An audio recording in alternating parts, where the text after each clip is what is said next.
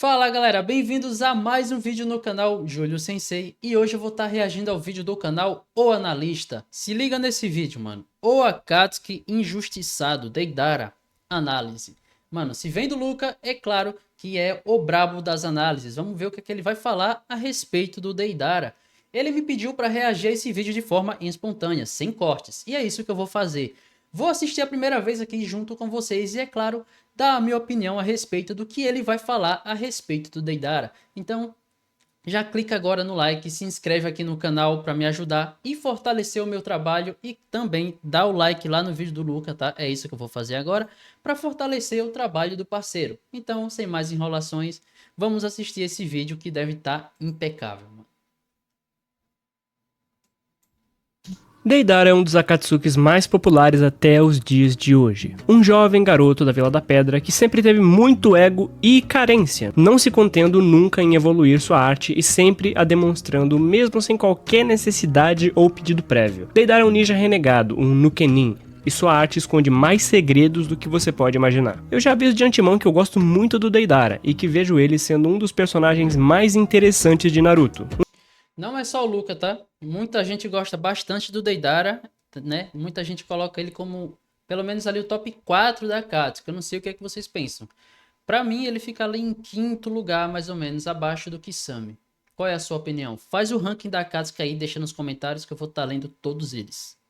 Um ninja raiz, sem poderzinho tirado de meios externos e que sempre se manteve fiel à sua essência, até mesmo depois da morte. E salve salve meus analistas, show, Luca aqui mais uma vez, e hoje falaremos sobre ele mesmo, o Deidara, um cara que foi muito cogitado aqui no canal, e por isso, se você curte o personagem, o conteúdo e o meu trabalho aqui na plataforma, já ajuda deixando o like e compartilhando esse vídeo para outros fãs de Naruto, sério, o like também, ajuda bastante, mas nunca vai ajudar tanto quanto uma recomendação ou divulgação. E se você for realmente um fã de carteirinha do canal, eu recomendo que você se torne um dos nossos membros. Você ganha acesso antecipado a vídeos exclusivos, além de várias recompensas. Tudo isso pelo preço mais barato que um cafezito. É isso aí, R$1,99. E falando nos membros, um salve a todos que estão aparecendo na tela nesse exato momento. Vocês são um estouro. Um grande abraço e bora pro vídeo. Eu acho que não tem maneira melhor de começar esse vídeo do que explicando o significado da palavra que o Deidara mais falou durante a obra inteira, que seria o chamado Katsu. Acho que muitos já Pensava que ele ia falar Geijutsu wa Bakahatsu da Katsu. Acabaram procurando o que exatamente esse significado tem, né? E terminaram por encontrar o significado mais fácil, que seria o de que, em japonês, os kanjis significam vitória, ou ser vitorioso, ganhar o jogo. O que, no contexto do Deidara, faz sim certo sentido em ver ele gritando essa palavra, mas tem muito mais coisa aí. Olha aí, mano. Ó o que o Luca tá trazendo, hein? Significado da palavra Katsu. Nunca vi isso em canal nenhum, mano. Já merece o like, hein? Em budismo, Katsu é um grito dito sendo usado para expor o estado de iluminação do mestre e também induzir a experiência inicial de iluminação para algum estudante. Existem até alguns poemas, chamados Poemas da Morte, da escola de Rinzai, que faziam parte dessa cultura, e onde os mestres escreviam poemas sobre a força desse termo. Era como um mantra. Katsu, em seu leito, Katsu. Deixe aquele que tem olhos ver. Katsu, Katsu, Katsu. E mais uma vez, Katsu. O poema é escrito por Yozo Soi, que viveu durante o século XIV e XV. Tem outros poemas também que falam sobre essa questão de você continuar a guiar os outros com sua iluminação, mesmo na morte. E a ideia de Deidara é exatamente essa, porém, de maneira extremamente deturpada. A arte de Deidara é algo que ele tem prazer em demonstrar, quase como se ele estivesse fazendo um favor aos outros. E ele vive e morre literalmente em prol do seu orgulho. E agora vamos falar um pouco mais sobre a profundidade dessa questão artística do personagem. A arte de Deidara. Desde a sua primeira aparição no passado de Deidara, temos a ligação dele com templos budistas. As roupas que ele veste, a arquitetura do lugar e até mesmo o nome de suas técnicas sempre tiveram conexão com toda essa temática. Temática essa que eu abordei sobre Katsu e o Zen budismo, e isso é diretamente refletido em sua arte. Diferente de Sasori, que vê beleza em algo eterno e duradouro, Deidara vê arte em elementos efêmeros, belos e que causam efeitos de destruição. Ele vê beleza no fim, enquanto Sasori vê beleza naquilo que não tem fim. Essa é uma das duplas mais interessantes por causa dessa dinâmica e diferença de ponto de vista de alto contraste. Cara, a respeito dessa parte da arte do Deidara, vocês lembram que quando o Itachi aplicou o Genjutsu no Deidara, ele fez o Deidara ver a maior obra-prima, né? Ele encantou o Deidara. Ou seja, ele fez o Deidara imaginar o que é a beleza para ele, o que é a arte, né? Então, tem essa questão aí. Vocês interpretam aquela cena como ele vendo o Itachi como uma divindade? Ou será que ele viu algo nessa questão de ser algo efêmero? Qual é a sua opinião? Que, embora sejam opostas, ainda existe um grande respeito mútuo. Deidara sempre trata Sasori com respeito, até mesmo nas novelas em que ele chama ele de seu Sasori, como se ele fosse um senhor de idade. Mas a arte de Deidara, ao meu ver, é algo extremamente triste. É porque Deidara também é muito jovem, né, mano? Deidara também é muito jovem. Pois reflete uma trágica verdade do personagem, a de um ser que busca constantemente a aprovação alheia e que sempre quando esbarra em alguém equivalente que contraria a sua arte, ele precisa novamente destruir esse inimigo, para que sua arte seja de fato sublime. Para você ter uma ideia, essa dependência do Deidara em se provar superior aos outros o colocava com inimigo de diversos personagens, como Itachi, Sasuke e até mesmo Orochimaru. Aliás, ele ficou irritado com Sasuke exatamente por isso, por ele ter eliminado Orochimaru antes dele. E tudo isso é basicamente um reflexo absoluto da imaturidade e teimosia do Deidara, como quando ele foi humilhado pelo Itachi. A luta é rápida, com apenas uma troca de olhares, o Itachi já havia garantido sua vitória e quase fez o Deidara se explodir sem querer. A humilhação foi tamanha que até mesmo o Deidara reconheceu que aquilo era a verdadeira arte, algo tão sublime que pra ele beirava o invencível. Exatamente. É essa imagem aqui, cara.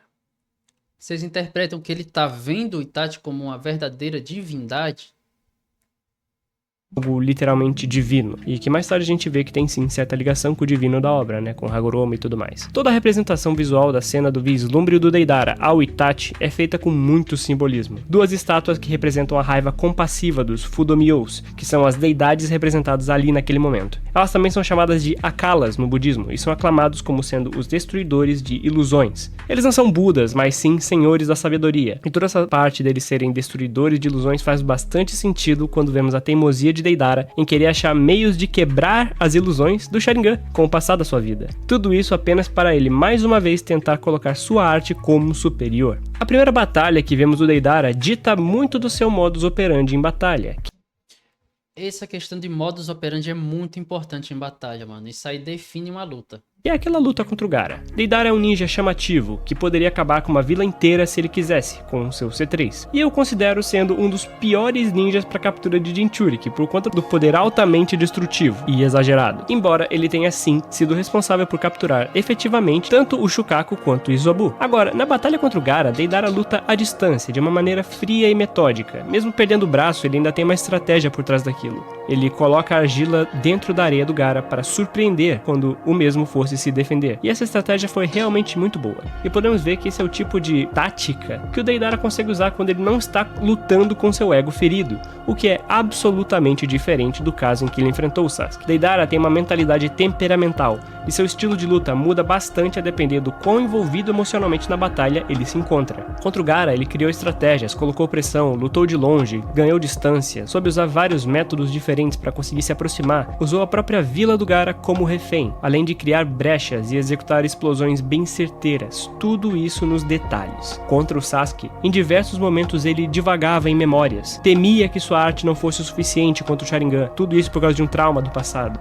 e acabava muitas vezes se emocionando e usando trunfos, gastando muita argila e chakra no processo, muitas vezes só para ser superado. Sobre a argila do Deidara. Algumas informações úteis sobre a argila do Deidara podem ser encontradas na novel da Akatsuki Hiden. É uma novel que eu adoro, né?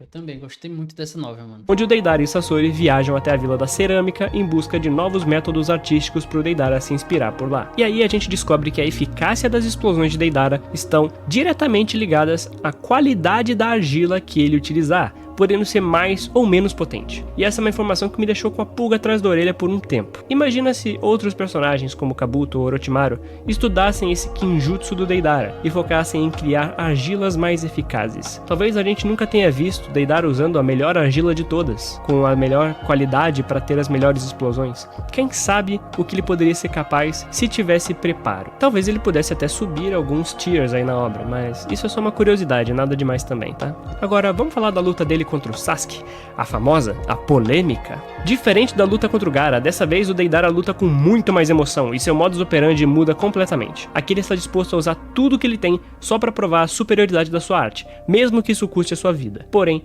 o exato oposto acaba acontecendo muitas vezes. Diferente do Itachi, o Sasuke possui uma vantagem que o outro Uchiha não tem, que é o elemento Raiton. O raio é um counter absurdo para a tão aclamada arte do Deidara, e essa luta é ótima para ressaltar a questão do sistema de poder da obra de Naruto. Para todos os efeitos, Deidara teve o azar de enfrentar um dos melhores usuários do Raiton da obra, em uma luta mano a mano. Ele ainda tinha que lidar com o Sharingan, que também counterava completamente a vantagem das bombas microscópicas invisíveis a olho nu, além de também ser capaz de localizar as minas efetivamente. Sharingan é muito quebrado, mano. Sharingan é um counter natural de várias habilidades em Naruto, cara. É até roubado você ter ele, tá ligado? Sasuke sempre teve a mão maior nesse matchup, e ele nem precisou usar o Kirin como trunfo. E isso não é demérito do Deidara, mas sim uma simples infelicidade e azar do mesmo. Como eu já falei, em Bleach, por exemplo, tem lutas que simplesmente não tem como o cara ganhar. É muito desbalanceado e é counter natural. E eu já vi gente falando que o Sasuke foi bufado, nerfado, entre outras coisas mirabolantes nessa batalha. O Sasuke, ele basicamente controlou a luta inteira, do começo ao fim, mano. O Sasuke não foi pressionado em momento nenhum, tá? Ele controlou. O treinamento também do Deidara, né? Que ele fez contra Genjutsu, não adiantou de nada, cara. Porque, vamos lá, ele caiu no primeiro Genjutsu, quebrou, mas depois ele caiu novamente em Genjutsu. Então, esse treinamento aí não serviu de muita coisa, hein? Porque ele saiu de um e caiu em outro. Tem gente que fala que o Genjutsu teve um alcance ampliado, que algumas coisas não fazem sentido, mas apesar de ter sido uma luta brutal, o maior fato é que o Sasuke não precisou usar tudo que ele tinha em seu arsenal, embora o final seja muito, mas muito polêmico até os dias de hoje. E bora falar sobre isso em específico. Hoje eu vou provar aqui de uma vez por todas, por A mais B mais C mais D, que esse final de luta é muito mal escrito. Cara, eu quero só ver os argumentos do Luca. Mas, na minha opinião, não foi. Vamos ver o que ele vai dizer. Mas muito mal escrito. Vamos lá. Eu sou um dos caras mais críticos desse final de confronto. Isso porque a explicação do Kishimoto é simplesmente muito conveniente. E isso me incomoda bastante na escrita. Vamos começar com a execução do C0, de maneira bem didática. Essa explosão do Deidara estava se expandindo em uma velocidade relativamente alta, como vimos pelo anime e também pelo mangá, que ele representa a propagação em poucos quadros. O Sasuke estava em uma distância a menos de 10 metros da explosão, praticamente uma explosão daquele tamanho a queima-roupa. E nesse meio tempo, ele fez uma série de coisas, muitas coisas. Vamos começar a citar uma a uma. Primeiramente, ele invocou a serpente Manda. E não é o mesmo método que a gente vê no começo da luta, em que ele invoca serpentes automaticamente. Não é? Vamos ver. Manda sempre foi mostrada por uma invocação envolvendo jutsu de invocação somado ao uso de sangue. Ele não é como os casos anteriores, em que as serpentes simplesmente surgiram ao redor do Sasuke. Esse é um método diferente de invocação e o Manda é outra coisa. Então, tendo isso em mente, Sasuke fez um jutsu de invocação manual com seu sangue, chamou Manda e então colocou a mesma em um genjutsu. Nesses poucos segundos, Manda apareceu, caiu. Mas o Sasuke já tava ferido, né, mano? Será que o sangue do ferimento dele não é relativo a isso? Que a gente vê que tem cenas do anime que o cara já tá ferido, ele só passa a mão na ferida e faz a invocação. E em um genjutsu do Sharingan para não se rebelar e proteger o Sasuke, assim usando seu próprio corpo como escudo. E você acha que é só isso, né? Não, tem muito mais. Ele faz mais coisas. Dentro dessa explosão, já capturado e protegido pelo Manda depois de colocar a cobra em um genjutsu, o Sasuke foi lá e usou uma invocação reversa para tirar eles do alcance e não serem totalmente atingidos pela explosão. Vale lembrar que ele fez tudo isso depois de ter usado diversos jutsus e sua própria marca de maldição que desgasta bastante o corpo do Sasuke. Vocês já repararam que o Sasuke, ele continua com o selamento aqui, cara, ó. Eu já falei isso em outro react, mas eu não sei se você assistiu, tá? Se não assistiu, tem mais reacts aqui no canal, inclusive. Mano, olha, ele continua com o selamento que o Kakashi fez, tá vendo? Será que isso aqui ainda dá uma segurada no poder da marca? Ou será que ajuda o Sasuke de alguma forma? Ele já tava com pouco chakra e invocou o Manda, colocou no genjutsu e saiu com outro jutsu de invocação. E aí sempre tem as defesas dos fanboys do Sasuke. Ah, Luca, mas o Sasuke pode ter colocado o Manda em um genjutsu antes da batalha começar. Isso é uma suposição, não tem absolutamente nenhuma informação da obra que afirme isso, pois nunca foi dito que ele havia armado isso antes da batalha começar. O que ele pode ter feito é que quando ele invocou o Manda já surgiu assim, tipo, olhando pra ele, tá ligado? Tipo, com a cabeça na frente dele. E ele já aplicar o genjutsu, é a única forma aí meio convincente, né? Que tem de fazer algum sentido. Outro fato que corrobora para quebrar essa teoria mirabolante do preparo do Manda até no Genjutsu é que até mesmo o Suigetsu, o qual tinha ali um pergaminho do Manda consigo e também era parte do time do Sasuke e estava ao lado dele o tempo todo, ele não sabia dessa estratégia, ele não sabia que o Manda estava em Genjutsu. Ele se surpreende ao ver que o Sasuke invoca ela e ela está em Genjutsu. Então é bem improvável que isso tenha sido friamente planejado e já armado há muito tempo. Em outras palavras, faltam muitas evidências para que essa desculpa seja coerente. Outro argumento que o povo adora colocar: ah, mas o Sasuke não usou o jutsu de teletransporte, ele só tancou tudo com Manda. Negativo. No próprio capítulo 363, a Karin afirma: seu chakra subitamente desapareceu. Eu não sabia o que pensar, mas acredito que você estava se teleportando, não é? E Suigetsu logo depois confirma: espere, se você usou um ninjutsu de teletransporte para escapar junto de Manda para outra dimensão, por que está tão abatido? E o Sasuke finalmente responde: logo depois de nós saltarmos para outra dimensão, eu e o Manda fomos pegos pela onda da explosão. Então, sim, Sasuke utilizou a invocação reversa para escapar do trunfo do Deidara. E se você ainda não acredita em mim e acha que esse final é coerente e bem escrito, eu te desafio. Me diga aqui nos comentários outro momento em que o Sasuke usou a invocação reversa. Eu te desafio. Ele ia usar na guerra. Quando o Obito, né? O Jubito, ele vai usar as Bijudamas do Jubi. Ele vai usar a invocação reversa para sair de dentro daquela barreira, né? E a gente vê que ele tá esperando ainda. Ele tá esperando até o último momento. Ele ainda quer ver o que é que vai acontecer. E o Jugo chega e fala: Sasuke, a gente precisa usar a invocação reversa. Aí o Sasuke vai e fala: eu já estava pensando nisso. Então ele iria usar novamente, só que não foi preciso. Tinha ali um usuário de Hiraishin. Então não foi preciso ele usar. Essa foi uma saída muito covarde do roteiro para salvar o Sasuke, utilizando meios desesperados e sem qualquer sentido lógico. Então, em resumo, só para finalizar essa parte, em meio a uma explosão, Sasuke fez uma invocação, colocou ela em Genjutsu, se protegeu, saltou para outra dimensão e tudo isso a queima-roupa em poucos segundos, tá? Se isso... O Kakashi mandou toda a explosão do Deidara pro Kamui e ninguém fala nada, né? No capítulo anterior ele demorou para mandar um braço do Deidara para outra dimensão. Mas no capítulo posterior, já desgastado, ele manda uma explosão inteira. Disso aí ninguém fala. Isso não é conveniente o suficiente, eu realmente não sei o que é. E claro, esse recurso nunca mais foi utilizado na obra, porque foi uma saída feita somente para essa situação. Assim como o caso do Izanami na luta contra o Kabuto. Então, não é um furo de roteiro, mas é uma escrita muito desleixada. Mas muito desleixada. O caso do Izanami, mano, realmente... O Izanami ele deveria ser pelo menos mencionado anteriormente, mas ele não foi mencionado em lugar nenhum. Do nada, o Itachi vai e traz esse conhecimento, né? E agora vamos falar sobre a parte mais legal do Deidara, os simbolismos das técnicas. Primeira coisa, nós temos que averiguar que a estrutura é a seguinte: todas as técnicas do Deidara começam com a letra C e eles vão de 0 a 4. Essa estrutura faz referência à questão dos explosivos C4, onde o C significa composição, ou seja, C1, C2, C3, C4. Todos esses seriam técnicas diferentes que mudam a composição física de cada argila, fazendo diferentes tipos de explosão. Percebam também como a complexidade e simbologia de cada composição vai evoluindo de número a número, como se fosse um passo a passo de ascensão da arte do Deidara até a sua iluminação. A C1 é a criação mais básica do Deidara, que são criaturas comuns de argila, como grandes aves, cobras, centopeias, aranhas e tudo mais. São as formas mais comuns e normais que o Deidara usa geralmente, onde ele começa apenas moldando a argila com uma mão e depois expandindo e dando vida à arte. É um processo bem interessante e simples. Já a C2 seria uma técnica mais robusta, onde o Deidara dá vida a um literal dragão. Esse dragão é capaz de criar outras bombas com asas a partir da sua boca.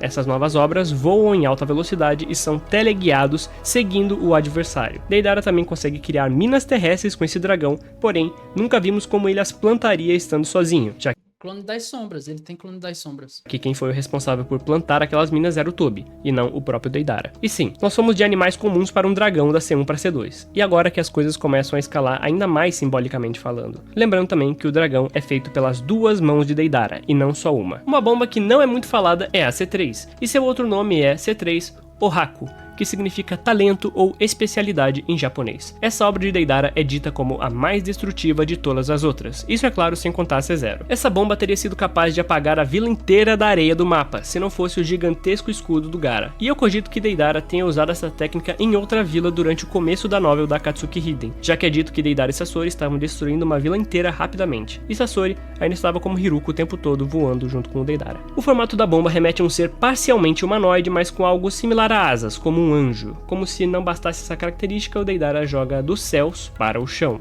como se fosse uma espécie de explosão purificadora que desce para acabar com todos os arredores em larga escala. A próxima técnica é o C4 Karura, que tem o simbolismo mais legal dentre todas as outras. Seu nome Karura remete a uma criatura mitológica chamada de Garura na mitologia japonesa, um ser divino que também foi dito como um avatar do Bodhisattva Kanon. Essa é uma Caramba, mano, como é que você pronunciou esse nome, mano? técnica trunfo de Deidara, em que ele usa uma réplica gigante dele e o dissipa em inúmeras microbombas capazes de destruir o oponente a nível celular, de dentro para fora. Algo realmente muito assustador. A execução da técnica leva tempo e não sabemos com que frequência o Deidara pode a utilizar, já que ele cita que estava guardando isso para usar em Itachi especificamente, como se fosse algo de uso único. De todo modo, a simbologia de Deidara em usar a sua própria boca para criar essa obra remete a ele literalmente expurgar a técnica com ainda mais intimidade do que todas as anteriores. Percebam que a C1, Deidara usava apenas uma mão, C2, ele usava ambas as mãos para criar, a C4, ele usa a própria boca ao invés das bocas em suas mãos. E qual seria a evolução após a C4? A C0, a arte final. Para gerar essa explosão, Deidara não usa nem a boca das mãos ou sua própria boca, mas sim uma boca localizada em seu coração, algo que ele mesmo selou com pontos, algo que remete também à sua devoção completa para com sua arte. Ele dá a própria vida em troca dessa explosão. Uma explosão absoluta com um raio de alcance de 10 km, ou seja, 20 km de diâmetro, cobrindo uma área de alcance gigantesca, comparável até mesmo a uma bijudama. O formato da explosão remete a uma torre que existe na vida real, uma obra de arte chamada Torre do Sol, uma escultura japonesa cuja mensagem também conversa muito com a mensagem do próprio Deidara. O criador da escultura, o Taro Okamoto, certa vez disse: "O progresso funciona para trás. Estamos perdendo nossas vidas reais, a integridade de nossas vidas, nossos corpos e fisicalidade." Eu mesmo tenho grandes dúvidas sobre o progresso. Uma das interpretações que eu encontrei sobre essa questão do Taro Okamoto dizia que ele acreditava que a humanidade ainda não havia alcançado o progresso ou a harmonia, e ele falava que o progresso descontrolado era algo ingênuo. Ou seja, mais uma vez o Kishimoto colocou de maneira subliminar outra questão envolvendo a mentalidade do Deidara. A C0 é o ápice de sua arte, mas também o número mais baixo, o nível mais baixo de seu estado mental, e também o seu estado de iluminação, a insanidade pela beleza, onde ele literalmente transcende dando de tudo por apenas um instante. E isso conversa diretamente com tudo que a Torre do Sol representa nos dias de hoje. O progresso é ingênuo e sem qualquer harmonia ou paz. O Edo Tensei. Por fim, temos que falar também do caso do Edo Tensei, em que o Deidara retorna como Edo durante a guerra. E eu já cansei de falar aqui sobre como o Edo do Deidara foi mal aproveitado e desperdiçado e como ele poderia ser um trunfo interessante na mão do Kabuto. Se você quiser ver mais desse lado, eu recomendo que você veja o vídeo O Jutsu Mais Quebrado de Naruto aqui do canal, onde lá eu falo mais sobre a questão do Edo e suas mecânicas muito estranhas. Aqui hoje eu gostaria de ressaltar como o Edo Tensei era uma forma boa e interessante tanto para a arte do Deidara quanto para a arte do Sasori. Simbologicamente falando, como Edo, Deidara podia fazer suas maiores explosões, o quanto ele quisesse em proporções astronômicas. Tudo isso até porque o chakra dele era ilimitado, né? Ele não teria desgaste.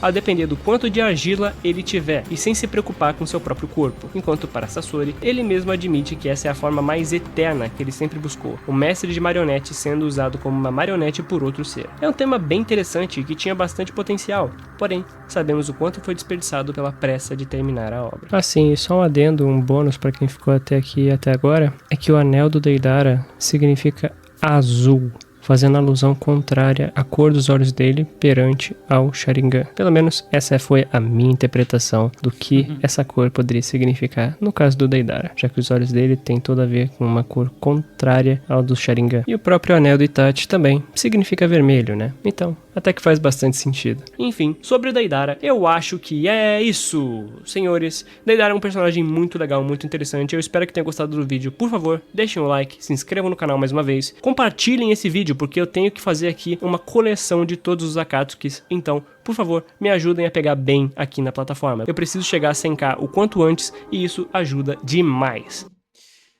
É isso, mano. Muito bom o vídeo do Luca, tá? Cara, ele manda muito bem, trazendo informações aqui que ninguém nem imagina. Ele vai lá na mitologia, ele cava bem fundo na questão filosófica do personagem para interpretar da melhor maneira possível, né? Algo que ninguém saca, ele vai lá e é isso.